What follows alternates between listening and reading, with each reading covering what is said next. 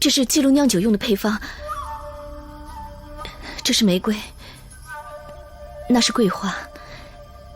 你很紧张吗？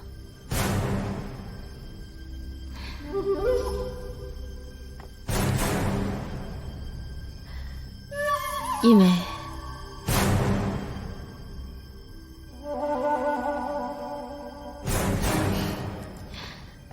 其实我根本就不会酿酒，酿酒的这10几道工序，我外甥每次提醒我，我都记不得，所以便用了这个法子。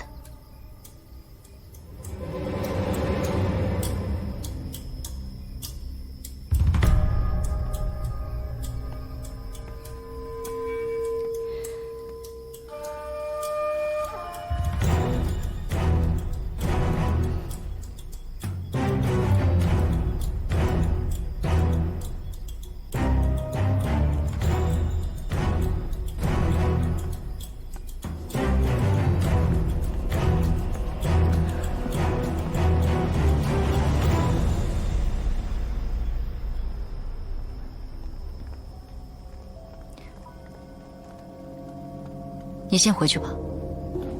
喏。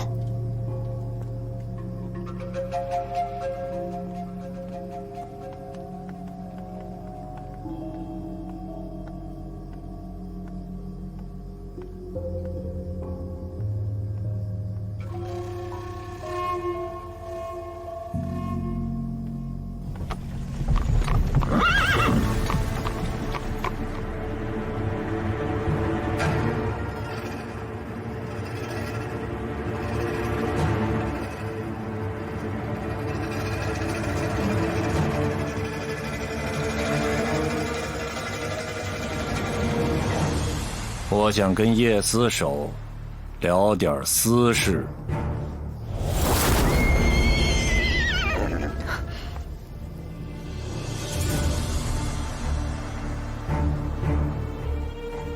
慕容成，他蠢是蠢了点儿，但他毕竟还年轻，修行的潜质和破境的速度都还可以。我本来以为我可以好好调教调教的，但我没想到，我还没有来得及调教，就被你一剑给砍了。慕容成，与你有何干系？你又何必揣着明白装糊涂？你明知道他即将入赘我方侯府，就这么给他杀了。你今日要是不给我一个交代，日后还有谁会给我方侯府上面子？我接你一剑，不就算是给你面子？不愧是我大恒唯一的女司手，豪爽。我开始有点喜欢你的性格了。还废什么话？来啊！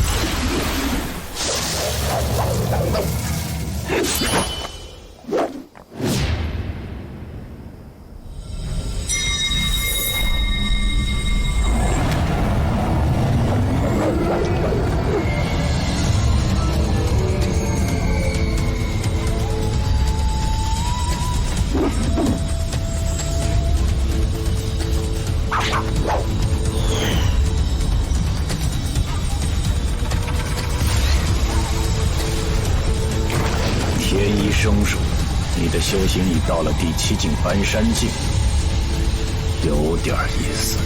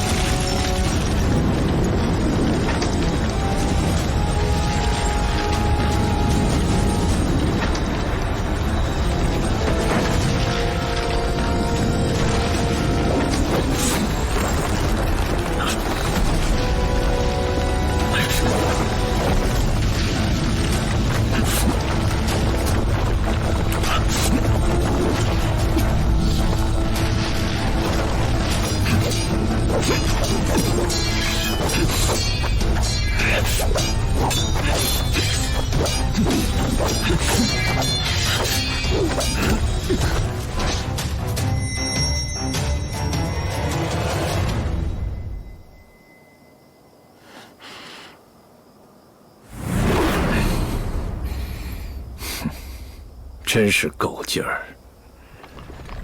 接了我这一剑，苦头是要吃不少，不过暂时还是会保你平安的。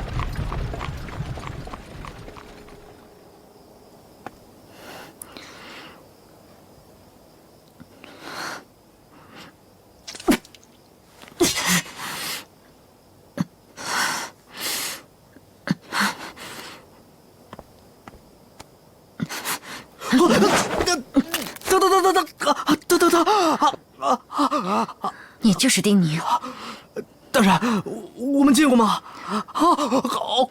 果然是杨康难反之身。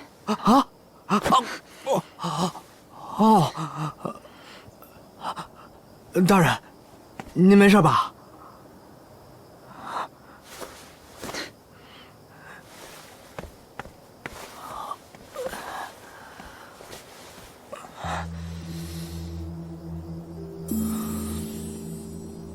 出来吧。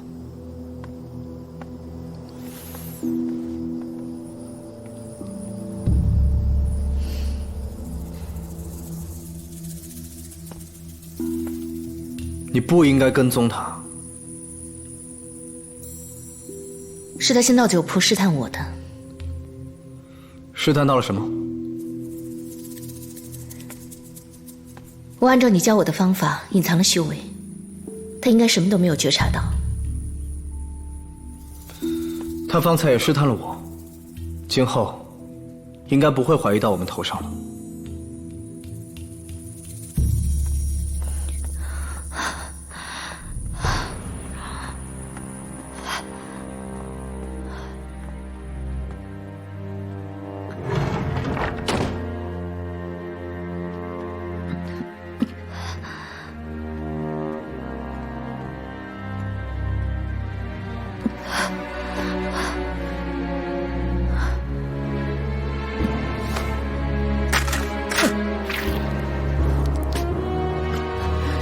凤鸣不知道有多少人想要我死，我必须在所有人面前显得强大，唯有强大，我才能好好的活下来。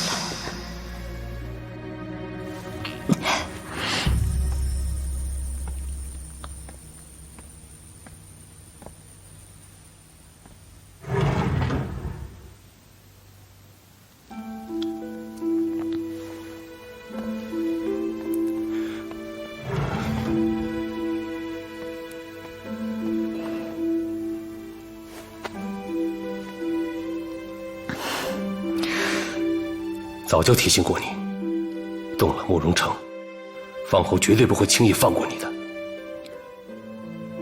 你不是就想知道宋神书是否死于九死残吗？我可以告诉你，是。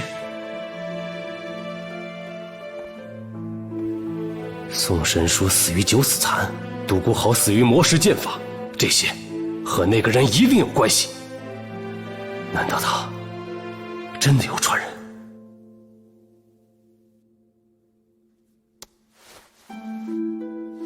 这是金伤药。陈玄，水牢里的那个人到底是谁？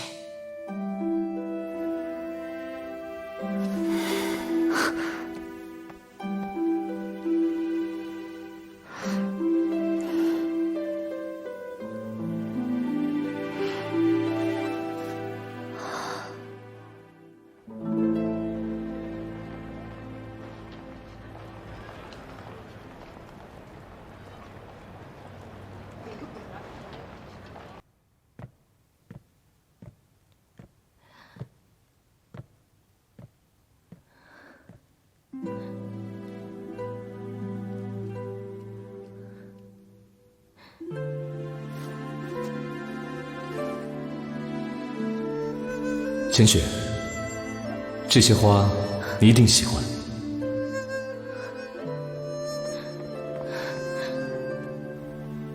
我没跟你说过我喜欢桂花。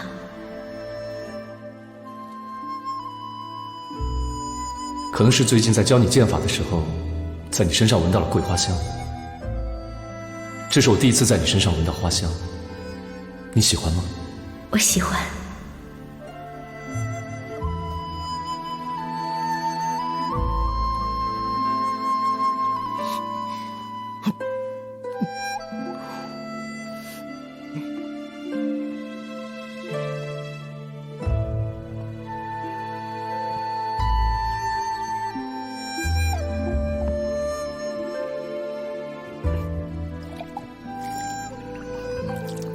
又有人给你送花，会不会是黎灵君为了追求你给你送的？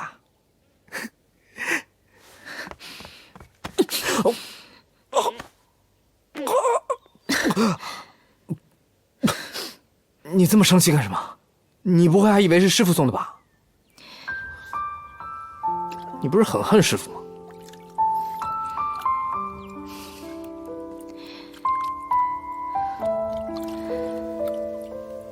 与恨无关，因为只有他一个人知道，我平生最爱桂花。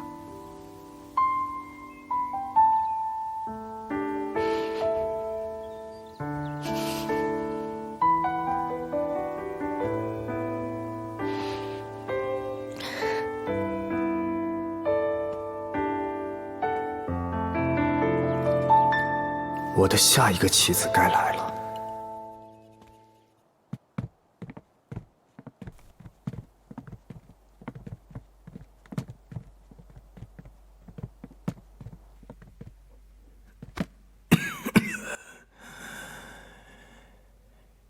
有人吗？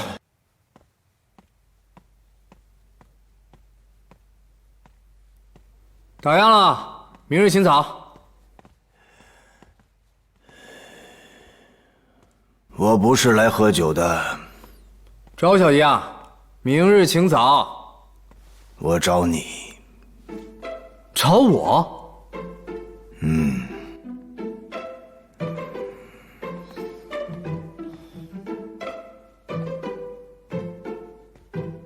找我做什么呀？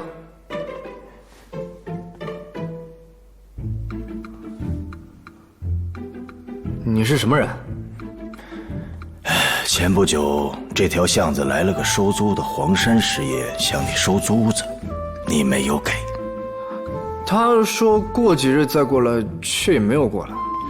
不是，你到底是2层楼的人还是锦林堂的人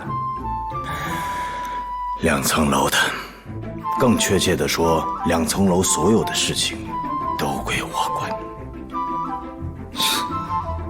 2层楼的主人这么虚啊？在下正是王太虚，可能跟锦林堂争地盘争得有些辛苦，有点伤了身体。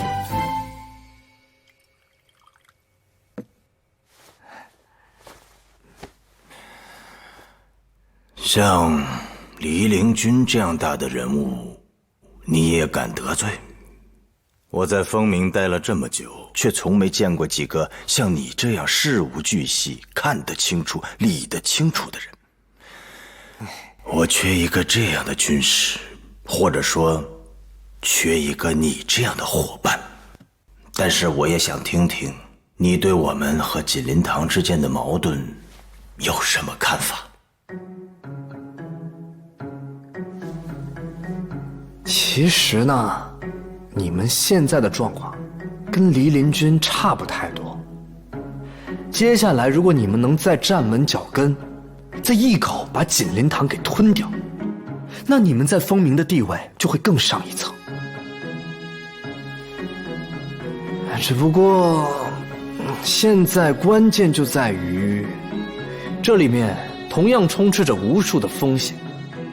2层楼现在就像是一个在风雨里布满窟窿的大船，你又凭什么觉得我会上你这艘破船呢？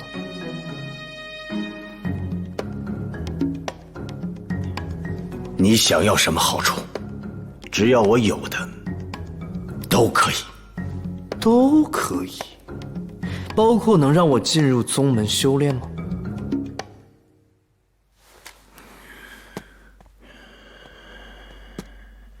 你想要成为修行者？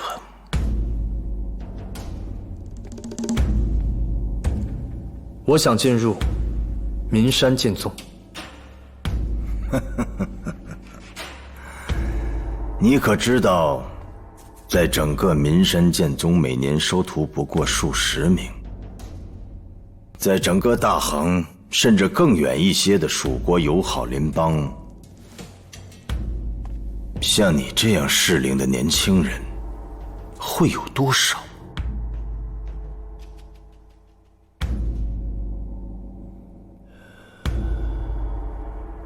我没有办法直接把你弄进岷山剑宗，但是我可以先把你弄进那些有资格参加岷山剑会的宗门。只要你通过会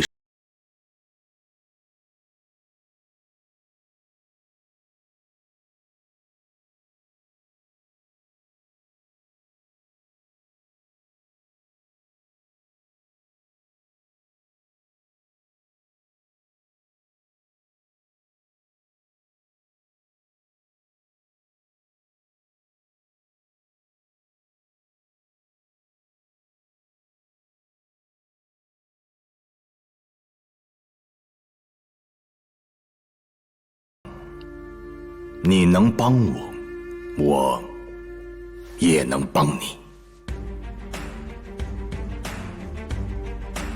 需要我怎么帮你？2层楼之所以现在这样被动，是因为我们原本的靠山独孤侯近日被暗杀了。我想锦林堂正是看中了这一点，才敢对我们下手。独孤侯原来是你们的靠山。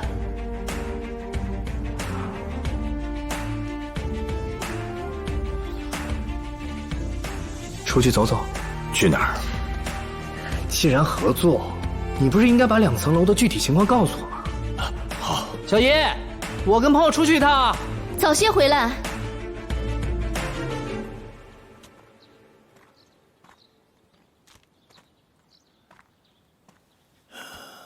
我猜锦林堂最近如此嚣张，可能因为我们失去了靠山。想要抢占独孤侯的生意，应该不仅仅是江湖门派斗争这么简单。也许，这背后还牵扯到庙堂里的人，又或者说是来自于风鸣以外的新势力。继续说下去。整个风鸣，不在乎王上的想法的人，只有厉相，而他应该不会在乎2层楼这块小肉。如果他真要做的话，要不然，你们已经被满门抄斩，他就会去找一个懂规矩的人慢慢做。而至于风鸣其他的权贵，都要顾及王上和厉相的想法。因此我推测，应该是来自于风鸣以外的新势力。不过我现在特别好奇的是，让你虚成这样子的那场斗争，到底发生了什么？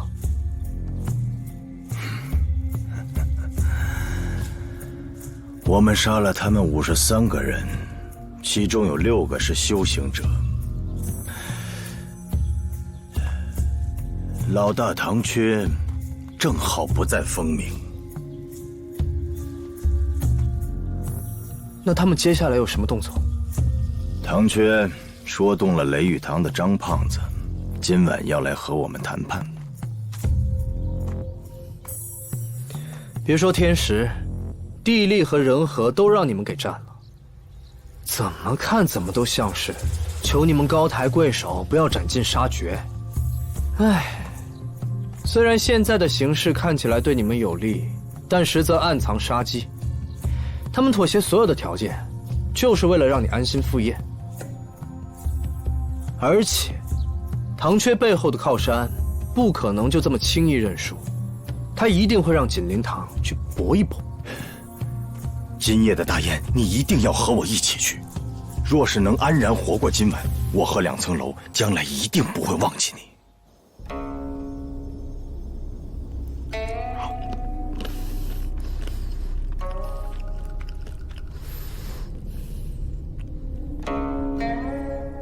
一会儿张胖子会带着人过来，旁边还有一个白面书生，就是他的义子钟修。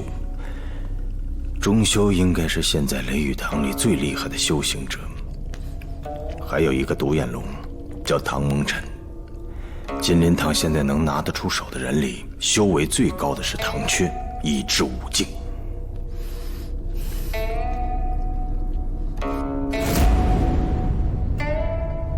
那位就是你请来的高手啊？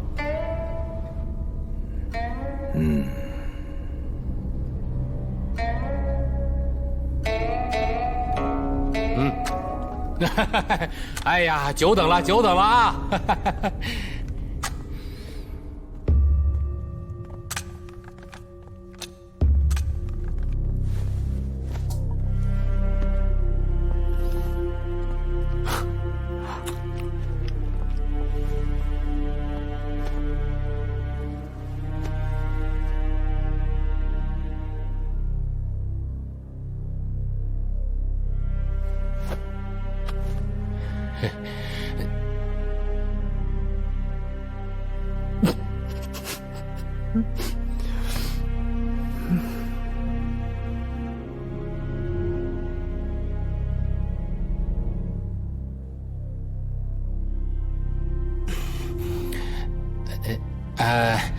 王兄，他们今日可都是按照你的吩咐，没有带其他的人来这儿。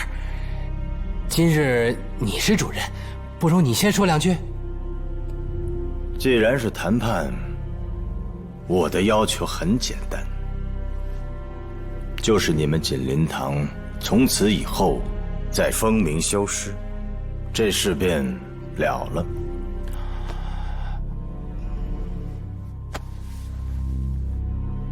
我就不明白你哪儿来的自信，就凭虚张声势，带一个市井少年。还有一个桥下算命的，已经足够。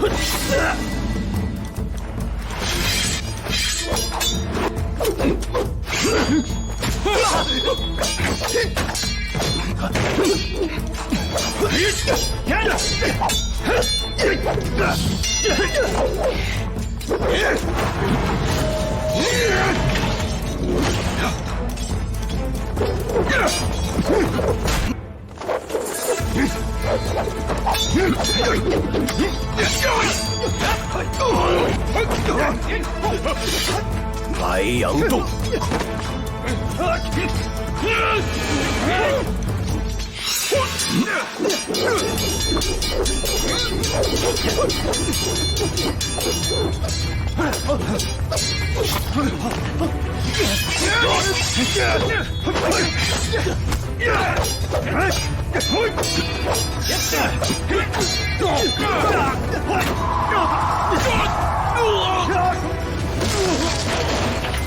不自量力。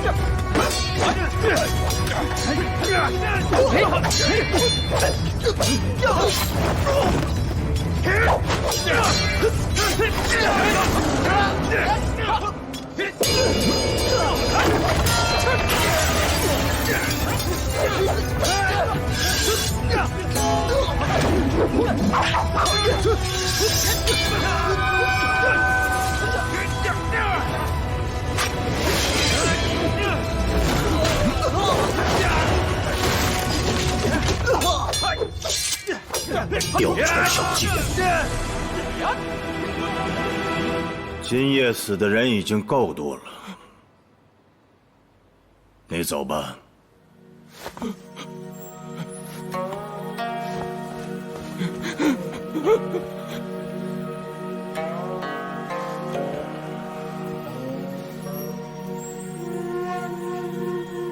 谢李先生。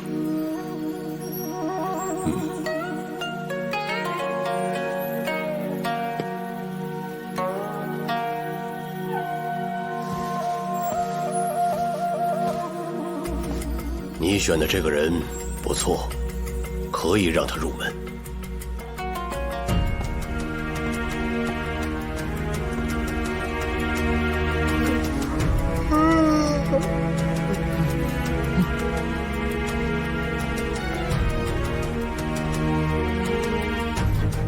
就打完了。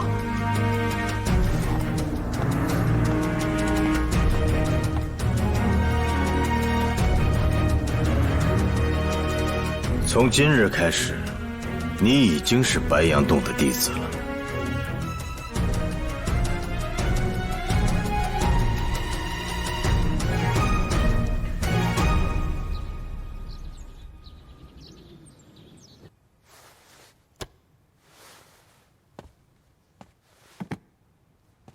王后，独孤侯死后，我大衡11侯席位空缺。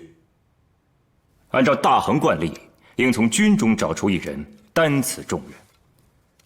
呈上去的是臣认为军功足以封侯的人选，还请王后定夺。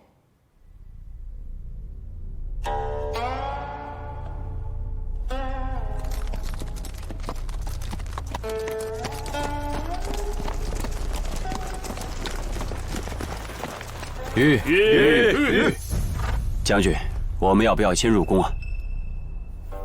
不，我要先肃清风鸣的一些人和事。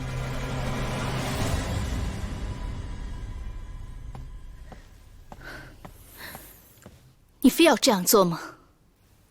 我必须要尽快获得修行者的身份。那日王太虚和我说的话，你也听见了。你应该明白，能够这么轻易的进入白羊洞，是我等了这么多年都没有等到的机会，所以我一定不能错过。但你太着急了。我们原来的计划是在你身体修复之前，不进入任何的修炼。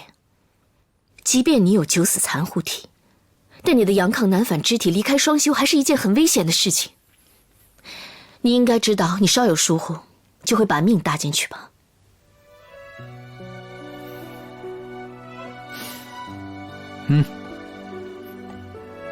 你放心，我一定会比之前更加小心，绝不会轻易丢了性命。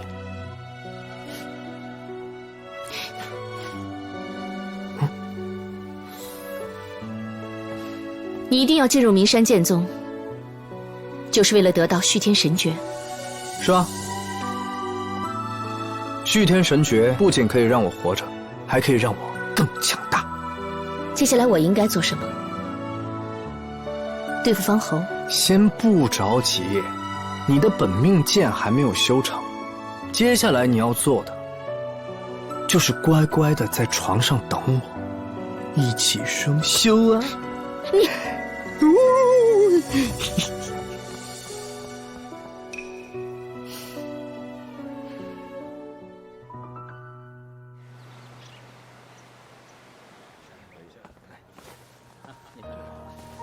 楼主早。兄弟早。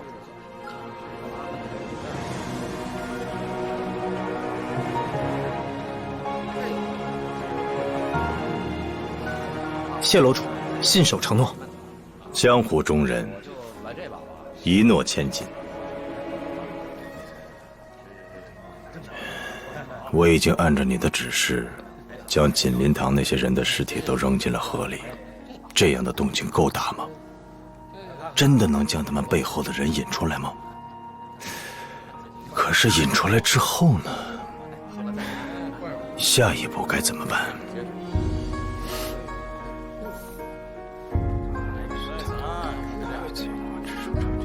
哪里会行？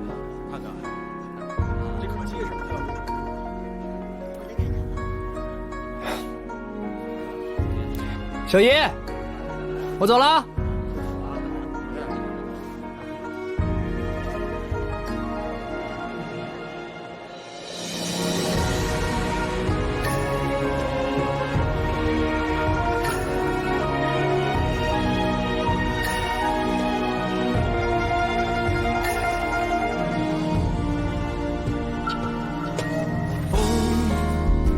无声回顾，英雄剑入喉，傲视天下，横跨春秋，一杯英雄酒。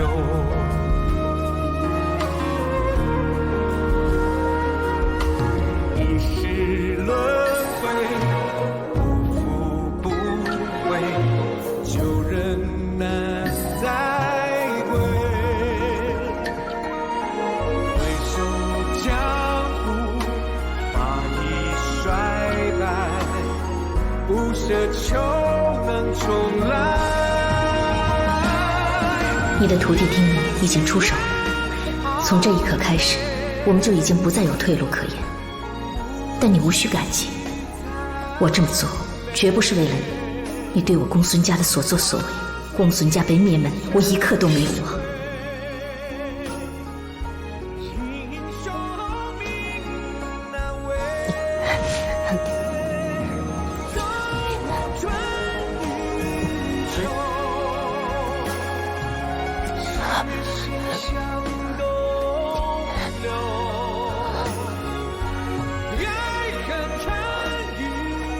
你是谁？九死残功从未外传。你是公孙小姐？你认识我？我是师父九死残神功的唯一传人。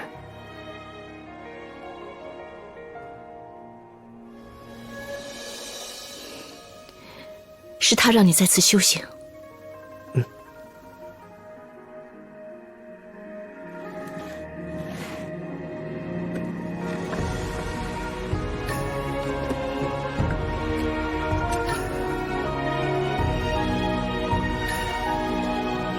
师父交代，若有朝一日巴山剑场出事，务必将此剑交还公孙家人。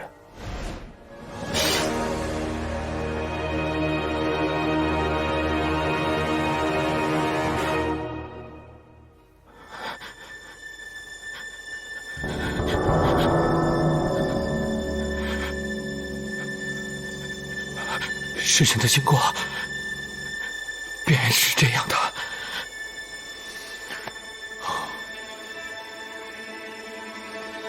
你是说锦林堂几乎全部被灭，就是因为酒铺里的一个小子和白杨洞的一名修行者？是。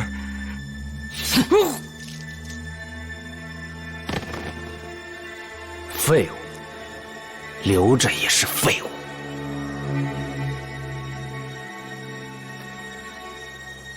不管用什么办法，先给我查明那名少年的行踪。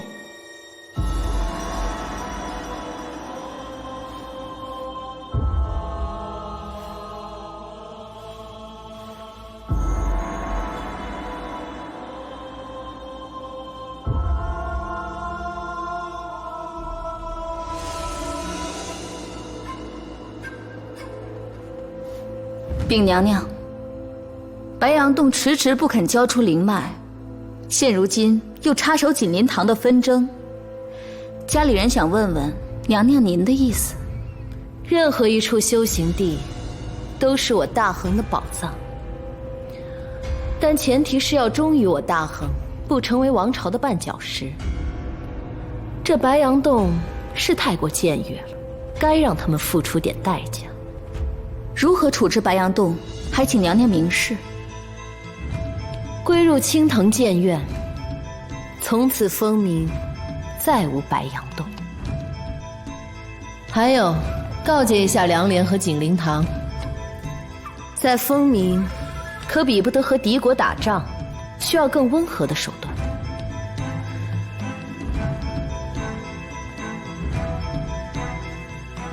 风鸣水深，不要以为自己可以轻易的碾死任何人。诺，娘娘。去。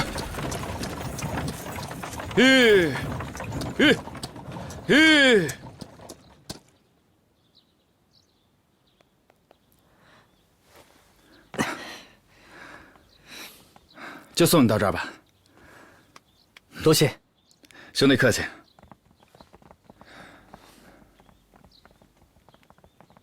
哎，今日怎么这么多人欢迎你啊？啊，大概不是特意欢迎我进白羊洞的。兄弟，我有一句话要送给你：忍一时之气，免百日之忧。再会。再会。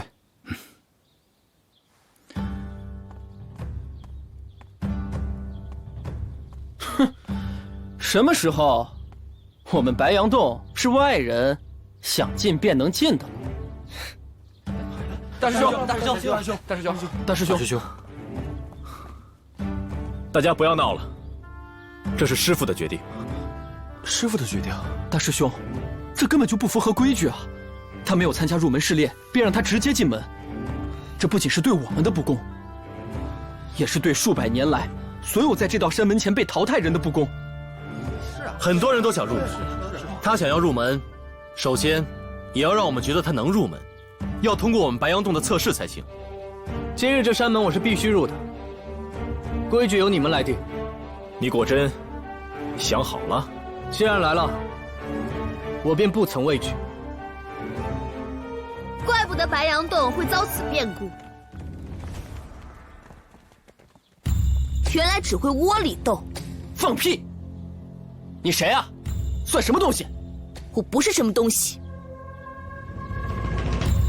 如果我没有看错，你应该是白羊洞年纪最小的弟子沈白。你的父亲是沈飞经，他原先是南宫破城做下的部将。你怎么知道？我是青藤剑院的弟子，南宫彩书。我的父亲就是南宫破城。怎么了？若知道是我，你便不敢说此前那番话了是吗？这就是你所谓的公平？若是在我们青藤剑院，我们院长同意让某个人进剑院学习，我们绝对不会堵着院门不让他进。不就是一个简单的入门测试吗？为什么要弄得这么复杂呢？不要以为入门测试像是小孩子过家家的游戏。每年来这里参加入门测试的弟子过千名，但是能通过测试的却寥寥无几。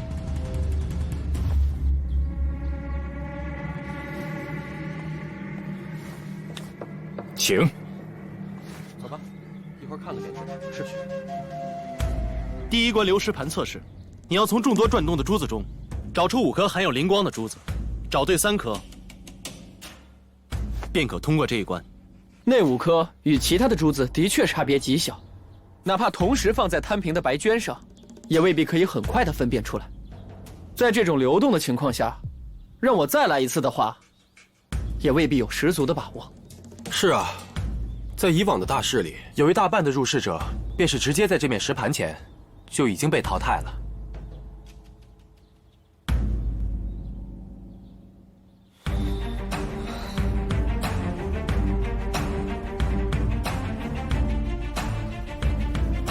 今日是我正式出现在风鸣很多人视线中的第一步，这第一步，便决定了我以后的姿态。我已低调隐忍了太多年，只是那一面墙上的花朵开得越来越多。有些人在安逸地活着，而有些人却在阴暗的污水中不人不鬼地苟活。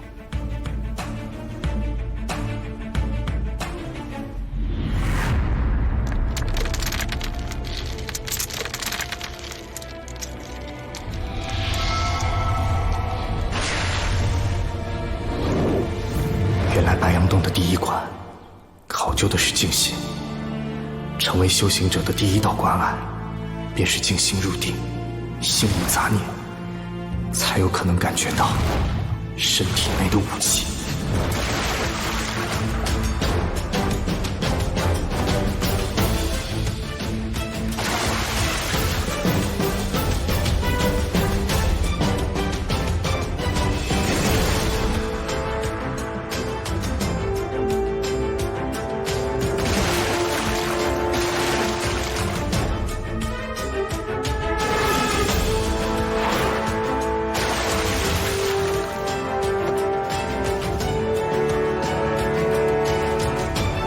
以往白羊洞最快的通过记录了。是半炷香的时间。这不可能，简直让人难以置信。二师兄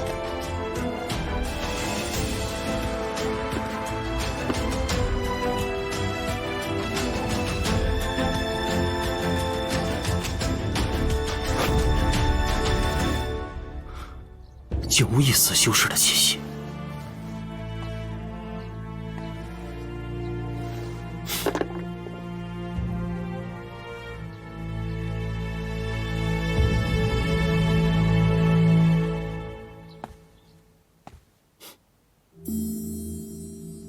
5对其4。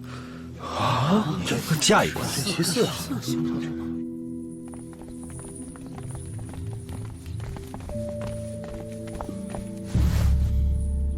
这是感知蛹，感知是一种天赋。有些人即便能够做到静心内观，却感受不到体内武器和天地元气的存在。没有这样的天赋，便算不上真正的修行者。这冰蛹手中的剑是空心的，只要你能感知到这冰蛹里的元气流动，你便可将这里面的元气从这把剑里倒出来。只要我能将元气倒出来，便证明我合格了。正是如此。如果这一关合格了，我便可以正式的入山门修行了。嗯。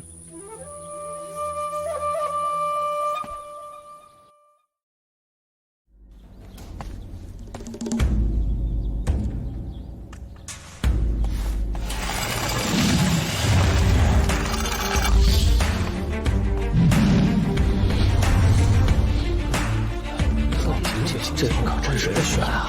这关可不一样，没那么刚才。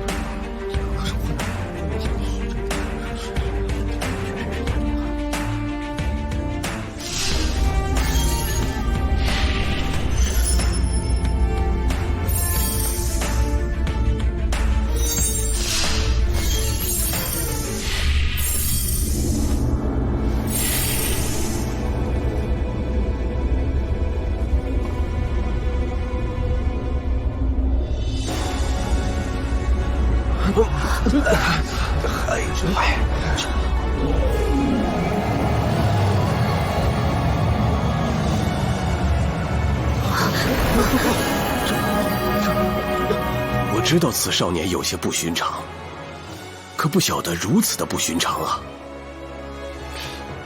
此人修行过？我跟他待过数个时辰，如果连我都没有察觉到他的身体异样，那他一定是像赵四和白山水一样的一代宗师。不过，他身体确实有很大的问题。嗯，什么问题？阳亢早衰之体啊，武气太旺。那你就安排江离和孙行跟他一起用灵脉修行。嗯，师兄，您就不怕花太多的代价白白浪费吗？有这样的资质，即便是阳亢早衰之体，日后也并非不可治愈，总比灵脉落入王后之手要好得多。是啊，这个孩子命不好，这个时候遇到我们也算是缘分，能给的就多给一些，总比便宜了那个女人强。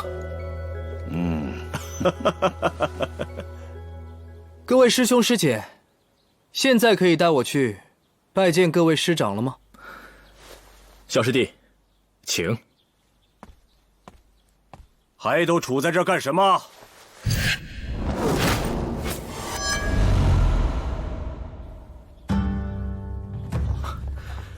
师叔，江离，你连洞主交代的事情都忘了吗？啊！哎呀，疏忽了，实在是疏忽了。江离今日奉命带各位师弟师妹去白杨洞经卷洞学习。王上的旨意已经传达，白杨洞已归入青藤剑院，所以今日起，青藤剑院的弟子有资格进入白杨洞经卷洞学习。洞主有交代，丁宁和你们一样，可以进入经卷洞，选择典籍研习，不限内外。到底为什么？经卷洞收录着白羊洞所有的心法口诀，就算是本门弟子，也要经过半年左右的学习，才有第一次进入洞中学习的机会。可特立特办。诺，师叔。丁宁师弟，请吧。请。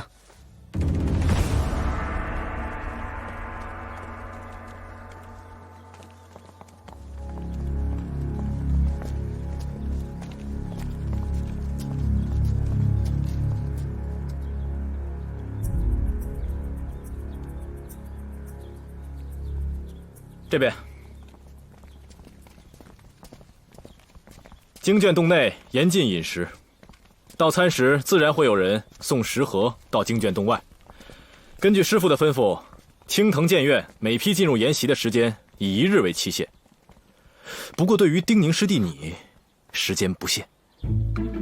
师兄，我这还有啊，前方所桥所到之处，都是需要一些特殊的允许方能进入的。大师兄，师弟你说，既然是特立特办，有些时候呢，我想回梧桐落酒铺，因为梧桐落酒铺只有我小姨一个人，略显冷清。我回去呢，也可以帮帮忙。这个换了旁人肯定是不行的，只是师弟，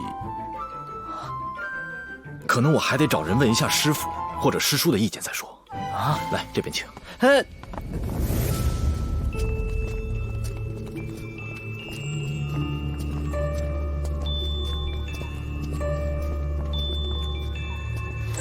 师叔，师叔，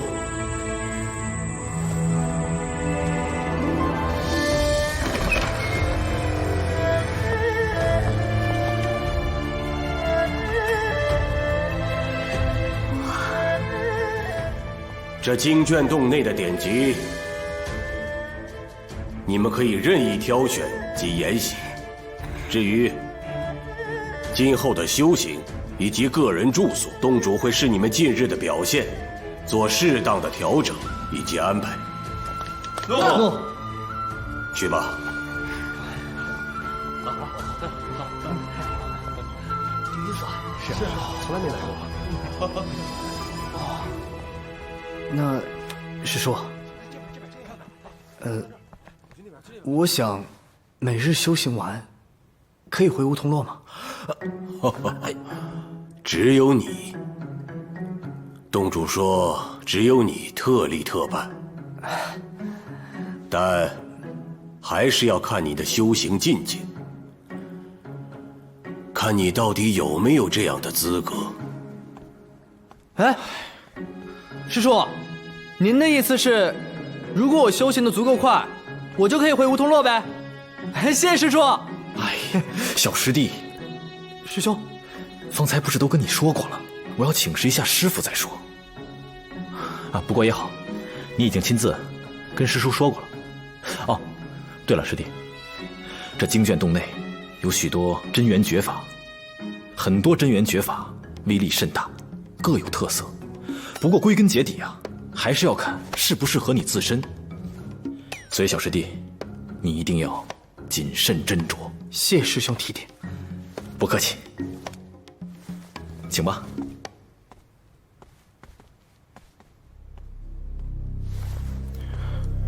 这丁宁到底是何许人物，可以一而再再而三地挑战白羊洞的规矩？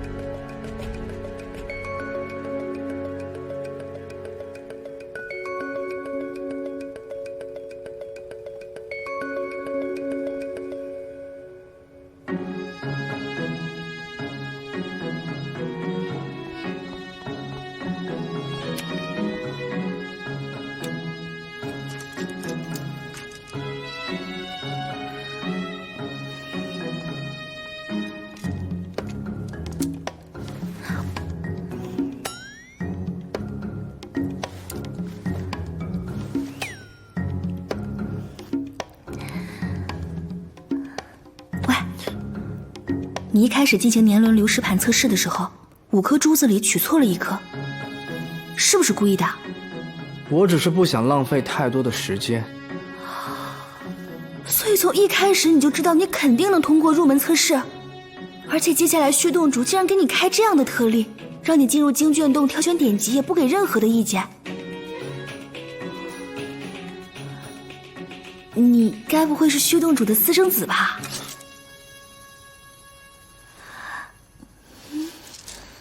南宫大小姐，你的联想是不是也太丰富了点儿？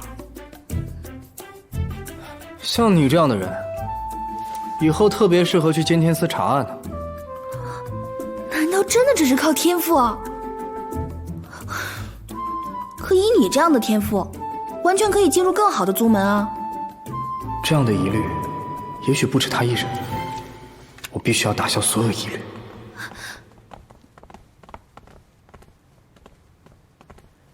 修行不是每个人都能想的事情。一开始我并不知道自己有能成为修行者的潜质，因为我的身体有很大的问题。直到有一日，王太虚告诉我，如果我能够进入名山剑宗，便能够修得解决我身体问题的功法。你的身体有什么很大的问题？我是武气过旺的早衰之体，如果没有特殊的际遇，我一旦开始修行，便会很快死掉。死掉？有多快啊？可能，也许活不过30岁吧。你还这么年轻，哇，那血洞主他……我都跟你说了，我不是血洞主的私生子。他之所以对我破例，是因为觉得可能我怎么修炼都不会有什么作用吧。还有一种可能，他说不定是想看我的判断，因为修行是每个人自己的事情。也许我能找到什么适合我自己的功法，就可以让我多活几年。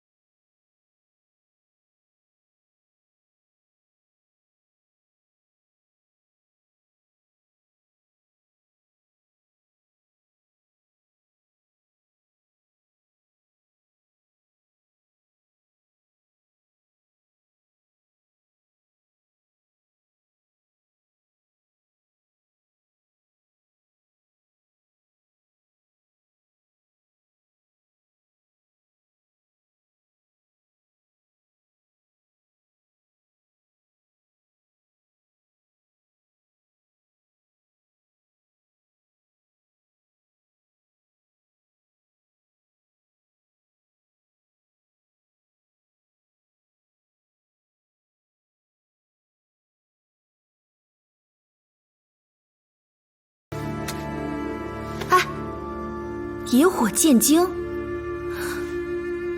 难道你挑来挑去，最终就选择这样2本典籍？你该不会就真的选这2本典籍吧？是啊。你到底对修行了解多少？有什么问题吗？有什么问题？你根本不知道这些都是什么样的典籍。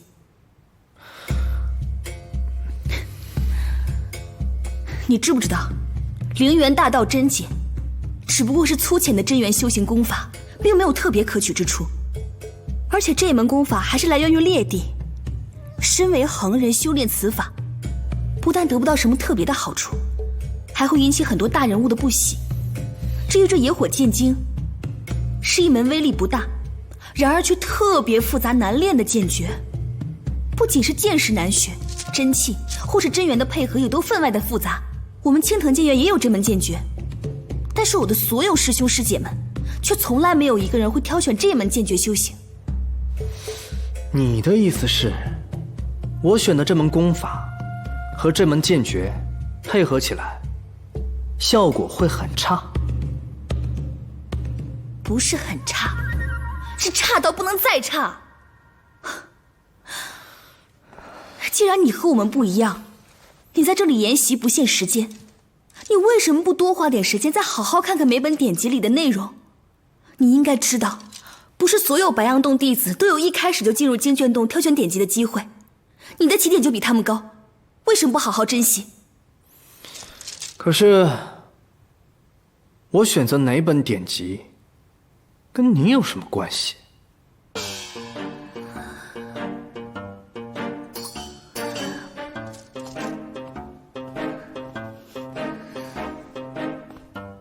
这确实跟我没有什么关系。跟着你，看你挑选什么典籍，也只是因为我的好奇心。下午我生气，也只是因为想看到一场精彩的大戏，但看到了不搭调的拙劣表演，让我太过失望。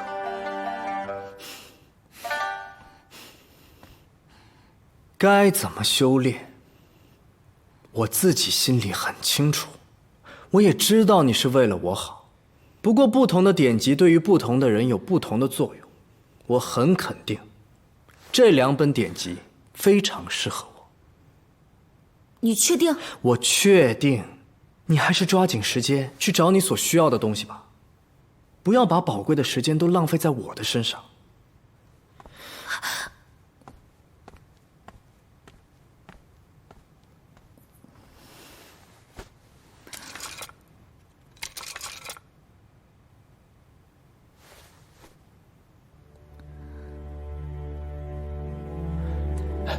那少年选定了修行的典籍和剑诀，他选了什么？灵元大道真解和野火剑经。竟然如此的牛头不对马嘴啊！是啊。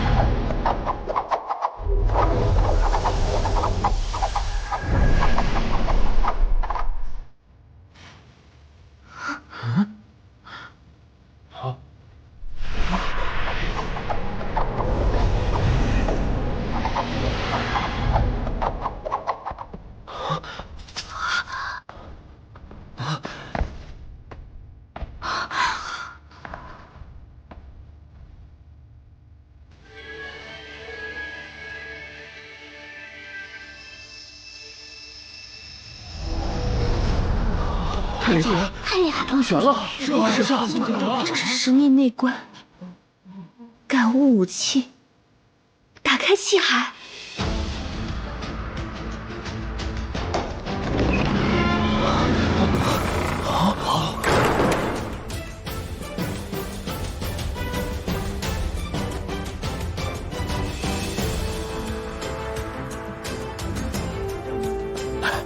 师兄，师兄，丁宁打开气海，已经进入第一境通玄下品了。半日通玄，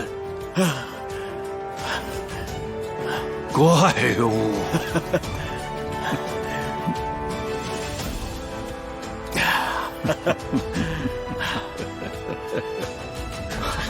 老家让一下。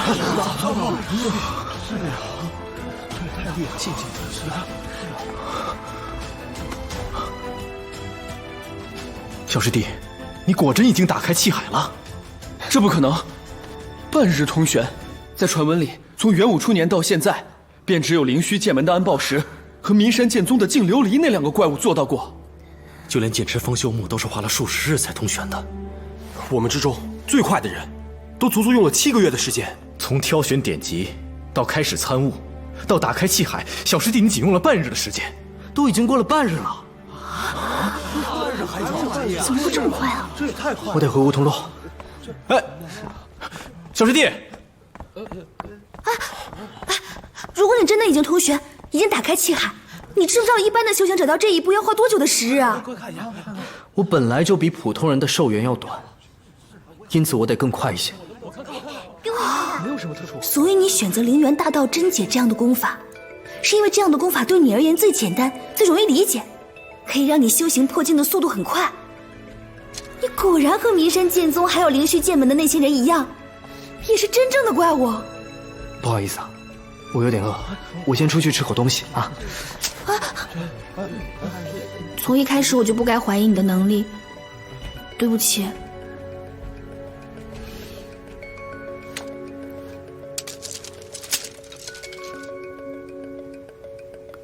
你是不是修行遇到了什么问题？你想帮我？每个人的修行都不一样，只能说给你一些我的看法，而至于能不能帮助到你，谁知道呢？我的感悟有问题。是对天地元气的感悟有问题吗？你是根本感觉不到天地元气的存在，还是感觉不到天地元气的区别，只是混沌的一团？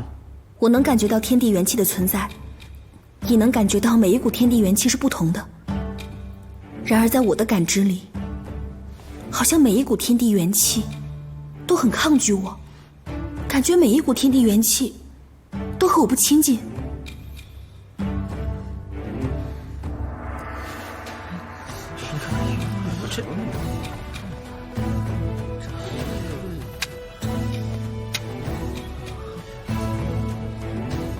这2本笔记，上面记载了一些独到的见解，你慢慢看，说不定对你有帮助。谢谢。不用谢。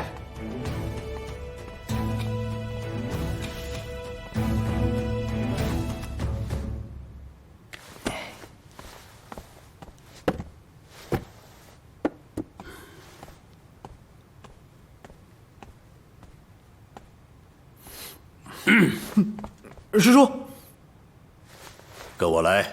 我还没吃饭呢。有些事情比吃饭还重要。什么事啊，师叔？啊？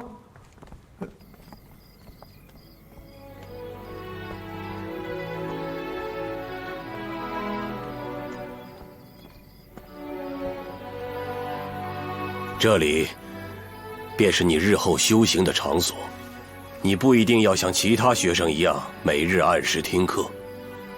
在修行的过程当中，遇到任何疑问，可以直接来找我，或者江离。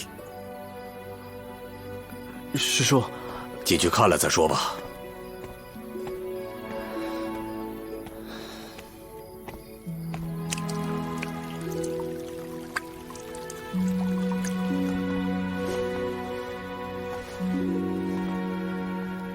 这是传说中的灵脉，从灵脉中沁出的灵气，可以伴着修行者的吐纳进入修行者的身体，有很大的补益作用，可以大大增快修行的境界。这就是灵脉。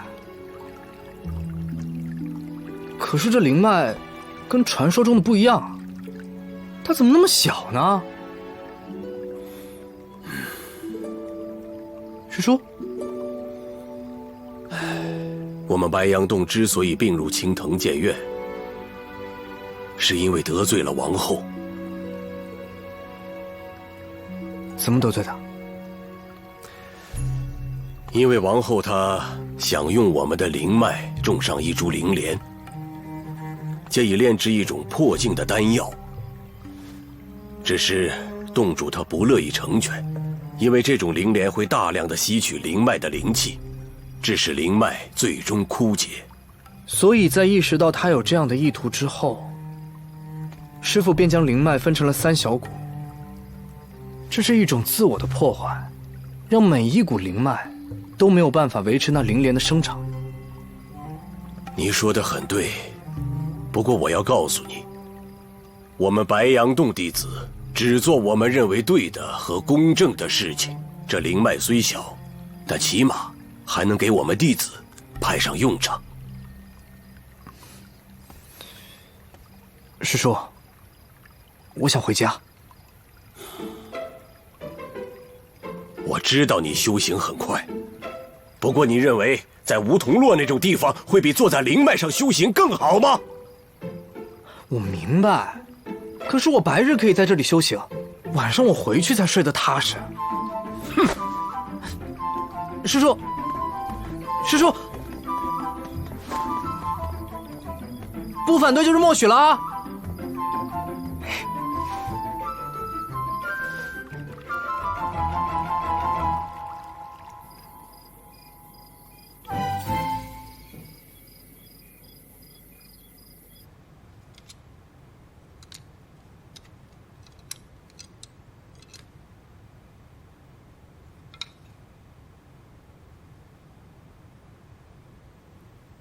这2本随笔的主人，在对待天地元气的态度上都很卑微。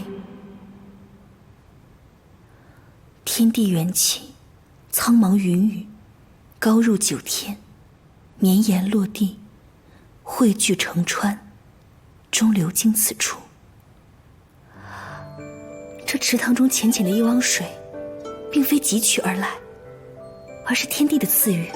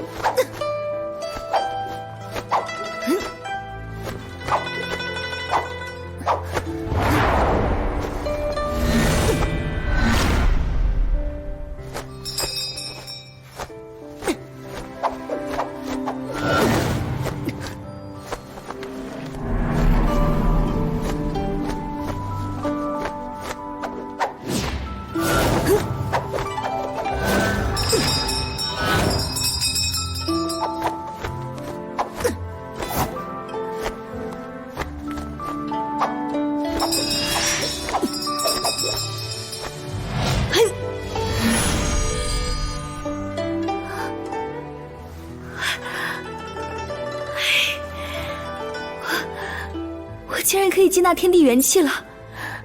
丁宁怎么会知道那2本书可以帮我冲破真元境？他究竟是什么人啊？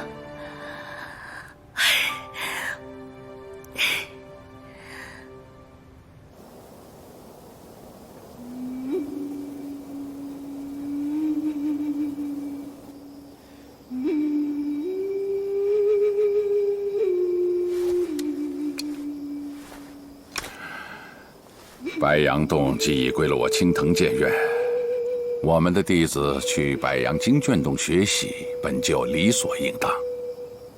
薛望虚这个老狐狸竟然说，既然2宗合一，他们的弟子便也能参加我们的祭剑试炼。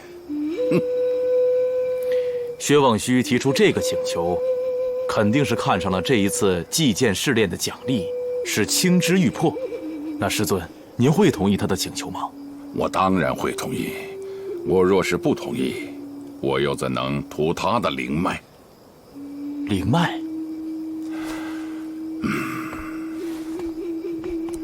你去替我向薛王须回话，告诉他的请求我允了，但是白杨洞那3股灵脉，自也应当归青藤和白杨共用，唯有资格者用之。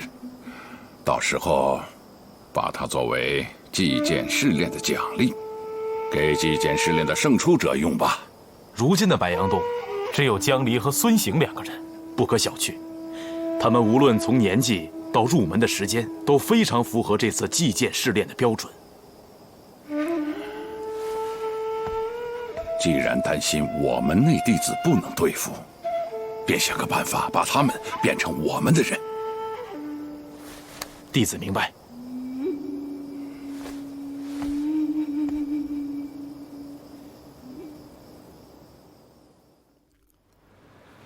大师兄，你有资格进入白杨草庐修行，我并没有意见。但是丁宁才入门1日，他是什么心性人品，我们并不清楚。是啊，也对啊。这样，岂不是太草率了？这是师父已然决定的事。师弟，师父将你放在3人之中，所以你已然获得了在灵脉修行的资格，又何必在意其他的人选？毕竟大师兄说的对，你也只能通过一条灵脉修行，不是？大师兄，这不是用几条灵脉修行的问题，你也应该知道，用灵脉修行是我们白杨洞的最高奖赏。是啊。如若这样随手便赐给了一个刚入门的弟子，若是他日后心术不正，修成大逆，岂不是让所有人都心寒？二师兄说的对。现在在讨论灵脉分配给谁，已经没有意义了。师叔，青藤剑院的狄院长已经下文，我们白杨洞的弟子同样可以参加祭剑试炼，最终的胜出者可以得到青之玉魄。但我们白杨洞的3股灵脉，同样也是最终胜出者的奖励。这灵脉奖励出来的奖励是灵脉高啊！洞主已经说了，如果你们心中还抱有什么怨气，或者不想让白杨洞失去什么的话，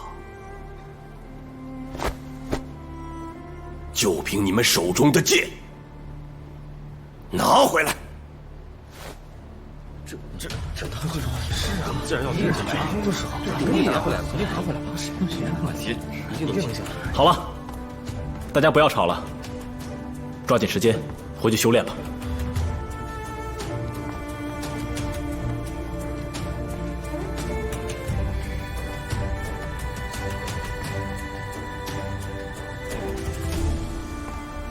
天干物燥，小心火烛。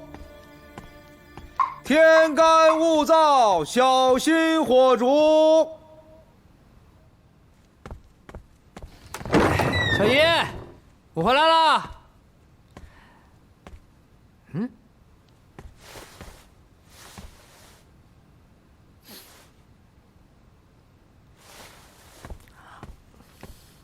你怎么回来了？因为我想你了啊。白杨洞这么大一个门派，连饭都吃不饱吗？我是专门为了回来看你，路上连饭都没有吃。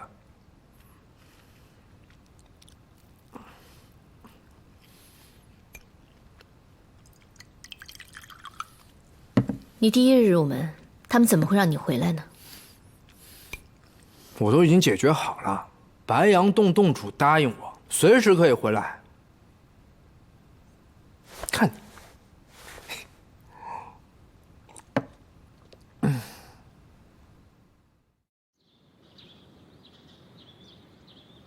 师叔，你这不开玩笑吗？昨日才告诉我可以利用那条灵脉修行，这才过了1晚上，您就告诉我这条灵脉属于祭剑试炼的胜者，这变化也太快了吧！至少，离祭剑试炼还有一段时间，这条灵脉依旧是属于你的。如果嫌时间变化太快，你昨日就该听我的，抓紧一切时间利用灵脉修行，而不是把大把的时光浪费在路上。我在路上其实也没闲着呀，我有研习野火剑经。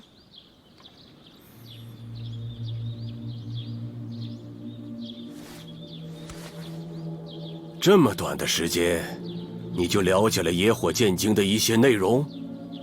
是啊。好，既然如此，练给我看看。好啊。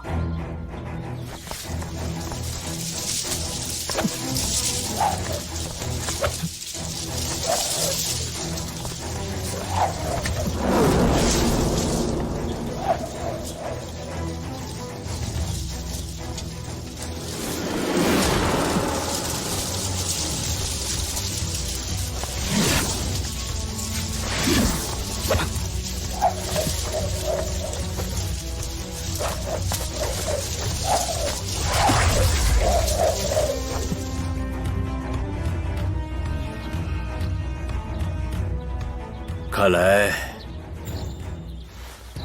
我不得不承认你的修炼方法。不过，从今日起，如果你想出这个山门的话，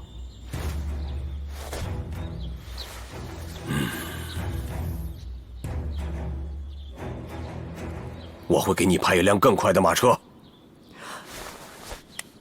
谢过师叔。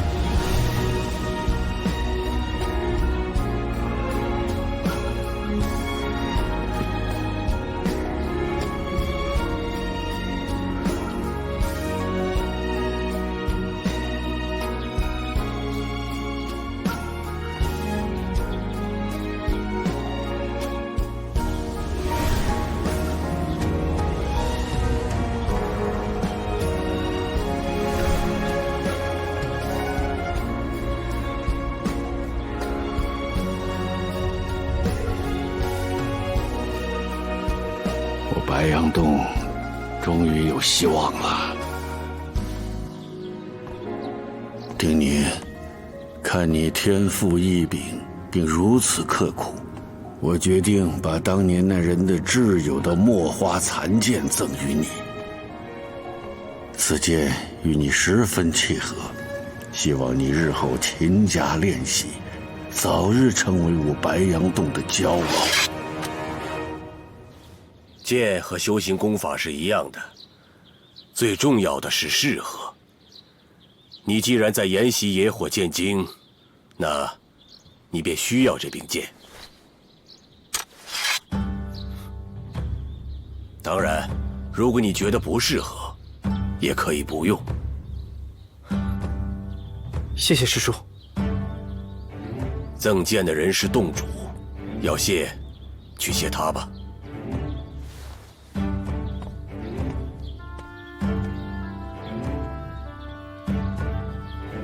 此剑名为墨花，每一剑都像是他所能刺出的最后一剑，每一剑都像是他最终的末路，每一朵剑花都像是看不到明日的花朵，的确是像极了现在的我。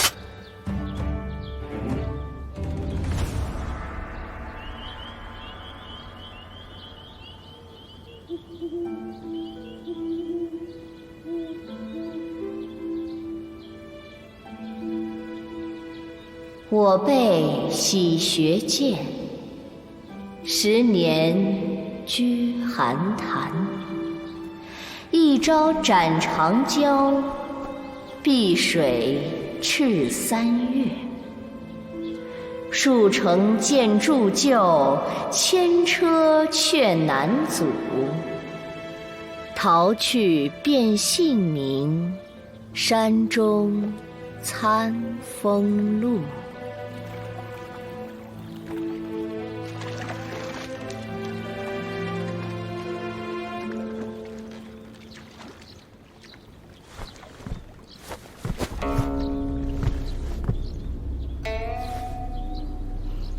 你来了，有人想买你手上的那个秘密，你开个价。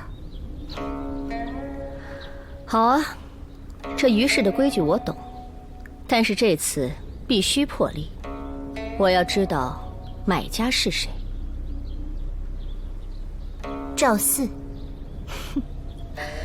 列国都覆灭10年了，凭着几把残剑，他还想掀起什么风浪？反正你也不在乎，何不成全他？毕竟这传说中，孤山剑藏里可是有能覆灭一国的神兵，连恒王都在找他。你可知道，此消息一出，不知又有多少王朝会因此覆灭？我只是个撮合买卖的中间人，江湖之事我并不想过问，你可以慢慢考虑。